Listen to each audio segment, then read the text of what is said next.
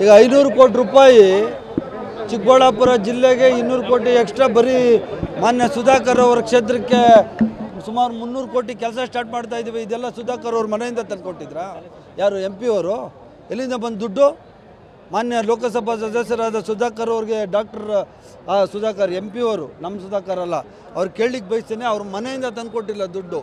ಇದು ಕಾಂಗ್ರೆಸ್ ಸರ್ಕಾರದಿಂದ, ಸಿದ್ದರಾಮಯ್ಯನವ್ರ ಸರ್ಕಾರದಿಂದ ಪ್ರತಿಯೊಂದು ಕ್ಷೇತ್ರಕ್ಕೆ 300 ಕೋಟಿ 400 ಕೋಟಿ ಒಂದು ಕ್ಷೇತ್ರಕ್ಕೆ ಕೊಡ್ತಾ ಇರುವಂಥ ಹಣ ಅಭಿವೃದ್ಧಿಗೆ 85,000 ಕೋಟಿ ರೂಪಾಯಿಗಳನ್ನ ಈ ಸರಿ ಇಕ್ಕಿದ್ವಿ. ಈ ಥರ ಕ್ಷುಲ್ಲಕ ಮಾತುಗಳು ಮಾನ್ಯ ಲೋಕಸಭಾ ಸದಸ್ಯರಿಗೆ ಇದು ಅವರ ಘನತೆಗೆ ಒಳ್ಳೇದಲ್ಲ ಅಂತ ನಾನು ಈ ಸಂದರ್ಭದಲ್ಲಿ ಹೇಳಿಕ್ಕೆ ಬಯಸ್ತೀನಿ. ಬಿಜೆಪಿ ಅವರು ರಾಜ್ಯ ದೇಶಾದ್ಯಂತ ಇವತ್ತು ತುರ್ತು ಪರಿಸ್ಥಿತಿ ಆಚರಣೆ ಮಾಡಿ ಕಾಂಗ್ರೆಸ್ಗೆ ಹಿಗ್ಗಾಮುಗ್ಗ ಬೈತಾ ಇದ್ದಾರೆ.